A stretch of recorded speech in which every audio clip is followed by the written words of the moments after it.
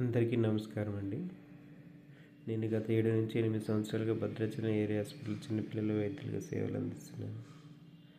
ఈ వృత్తిలో భాగంగా ఎంతోమంది పిల్లలకు చికిత్స చేస్తూ అనేక ఎమర్జెన్సీ కేసులను ఎదుర్కొని ఎన్నో ప్రాణాలను కాపాడి విజయవంతంగా డిశ్చార్జ్ చేసి పంపిన సంతృప్తి నాకు ఎంతగానో ఉంది. అయితే నేను చూసిన కేసుల్లో ఇటీవల కేసులు మాత్రం నన్ను చాలా గుండెకు హత్తుకునేలాగా అనిపించింది. ఒక 10 నెలల చిన్నారి ఎమర్జెన్సీ వార్డుకు తీసుకొచ్చారు. ఆమెను మొదట పరీక్షించినప్పుడు ఊపిరి ఆడని స్థితిలో ఉంది. గ్యాస్పింగ్ అంటాం. షుగర్ లెవెల్ చెక్ చేస్తే 590 పైనే ఉన్నాయి. ఊపిరి సరిగ్గా ఆడటం లేదు. షాక్లో ఉంది. సాచురేషన్ లెవెల్స్ 80 కంటే తక్కువ రికార్డ్ అయ్యాయి. పల్స్ కూడా చాలా బలహీనంగా ఉంది. ఈమెకి వెంటనే వెంటిలేటర్ మీద పెట్టాల్సి వస్తుందని అనుకున్నాము.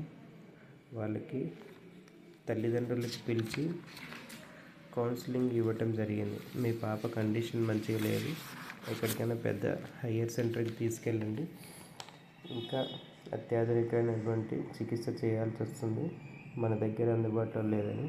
కానీ వాళ్ళు వెళ్ళలేని పరిస్థితుల్లో మన హాస్పిటల్లోనే ఉండి ట్రీట్మెంట్కి సహకరించారు. నిజం చెప్పాలంటే ఆ పాపను తీసుకొచ్చినప్పుడు ఆమె పరిస్థితిని చూసి తల్లిదండ్రులకు కూడా బతుకుతుందనే నమ్మకం లేదు.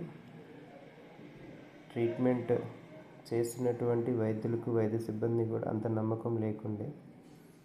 బట్ ఆ దేవుడి దయ, తల్లిదండ్రుల నమ్మకము, మా వైద్య బృందం చేసిన నిరంతర కృషి తెలియదు. కానీ ఆ రోజు ఆ పాపను ఆ కండిషన్లో చూసినటువంటి మేము 5 రోజుల తర్వాత ఆ పాప చిరునవ్వుతో మా వైపు చూసిన క్షణం నాకు మాత్రమే కాదు, మా మొత్తం వైద్య సిబ్బందికి జీవితాంతం గుర్తుండిపోయే ఆనందాన్ని ఇచ్చింది. అలాంటి క్షణాలే మా వృత్తిని గర్వంగా మార్చుతాయి, మా సేవలకు అర్థం ఇస్తాయి. ధన్యవాదములు.